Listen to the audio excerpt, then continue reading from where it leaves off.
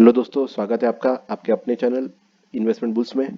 और आज हम बात करेंगे MTAR टेक्नोलॉजीज के IPO के बारे में, जो कि 3 तारीख को खुला है और 5 तारीख तक रहेगा।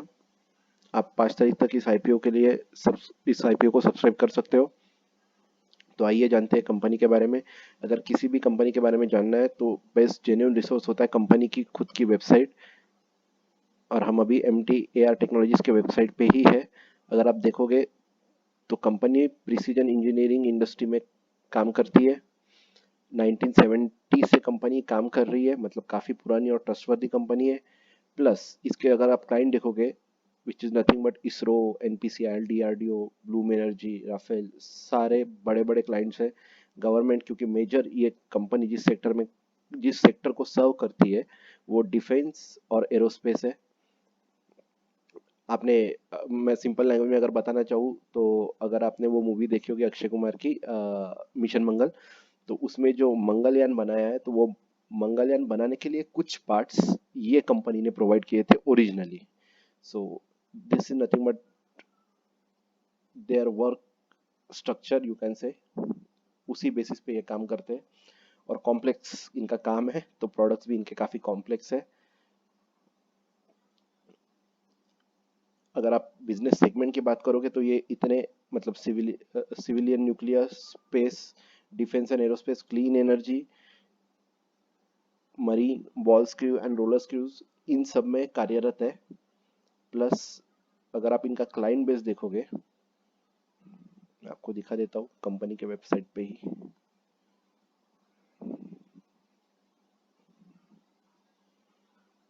ये देखिए, NPCIL, बाक, ECIL, विविनी, इसरो, VSSC, हाल, DRDO, हाल के साथ साथ DRDO, मतलब सारे के सारे, राफेल, सारे बड़े, ब्लूम एनर्जी, सारे के सारे बड़े क्लाइंट्स हैं इनके, जिनको ये इनके पार्ट्स प्रोवाइड करते हैं और इनको हेल्प करते हैं। प्लस दोस्तों, मुझे इन्होंने IPO सबमिट करने से, IPO के लिए अप्लाई करने से पहले इनको एक रेड हियरिंग प्रोस्पेक्ट होता है जो सेबी और NSE को भेजना होता है, जो कि इन्होंने भेजा था। तो उसके रिगार्डिंग मैं कुछ बातें आपको बताता हूँ। कंपनी ने इनके रिस्क में एक दो चीजें मेंशन की है जो आपको पता होना जरूरी है, इसीलिए मैं आपको बता देता हूँ। अगर आप देखोगे तो ये देखिए,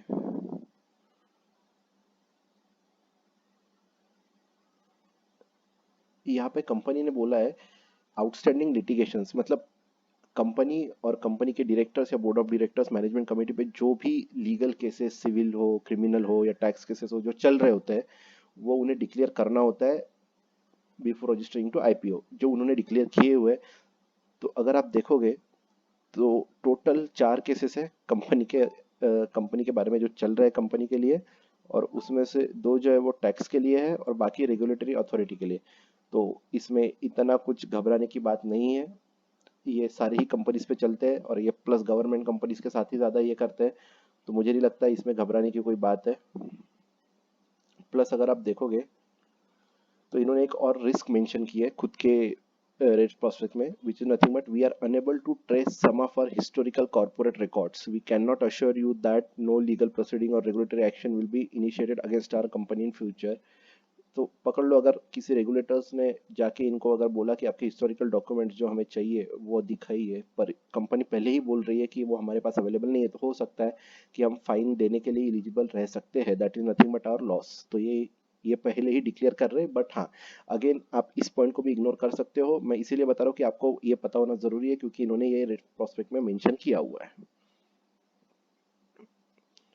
और इस बार जो IPO रजिस्टर इन्होंने करके जो कंपनी संभालेगी वो है के फिनटेक। हमेशा काफ़ी कंपनियों के लिए यही रजिस्टर रहती है। अगर हम IPO की बात करें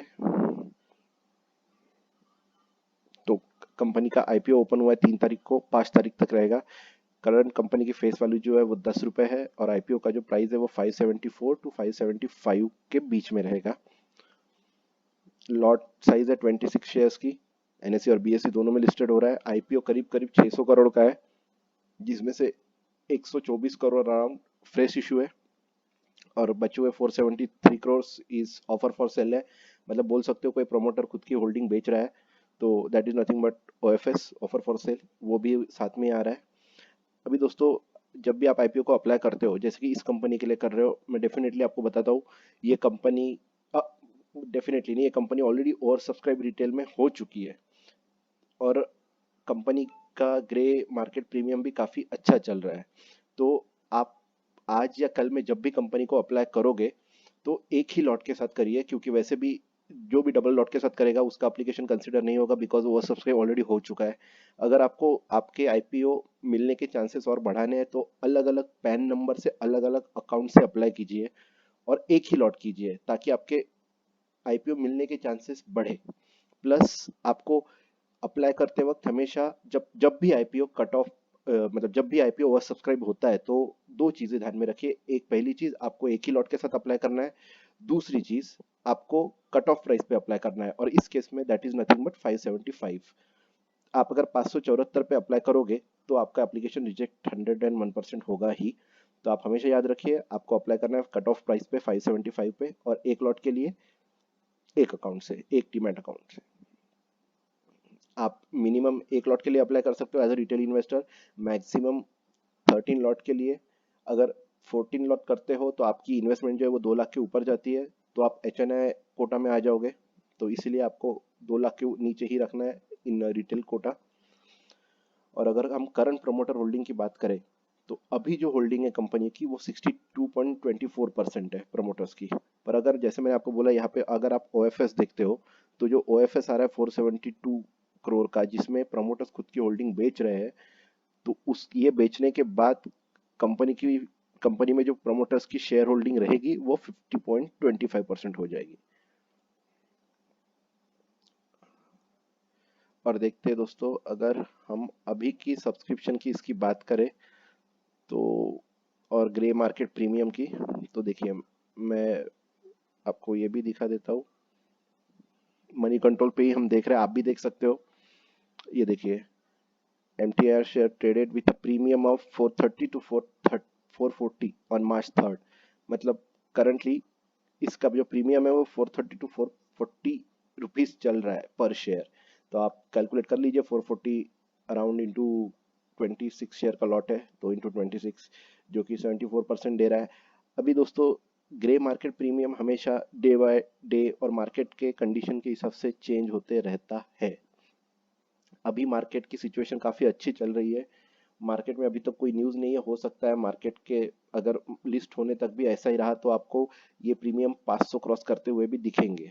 पर अगर मार्केट में कोई न्यूज़ आती है या फिर किसी वजह से मार्केट क्रैश होता है या फिर कुछ भी होता है, तो ये कम भी होते हुए आपको दिख सकते हैं। लेकिन मैं आपको इतना ज़रूर कहूँगा कि ये ऐसी कंपनी है जिसमें आपको लिस्टिंग गेन 101% मिलना ही मिलना है। प्लस अगर आप ये लॉन्ग टर्म भी होल्ड करते हो तो भी ये आपको अच्छा ही गेन देगा, 101%। ठीक है दोस्तों, तो मैं तो डेफिनेटली इस आईपीओ को अप्लाई कर रहा हूँ। आप अप्लाई कर रहे हो कि नहीं कर रहे हो वो आप कमेंट सेक्शन में बता सकते हो। Thanks for your support. Thank you.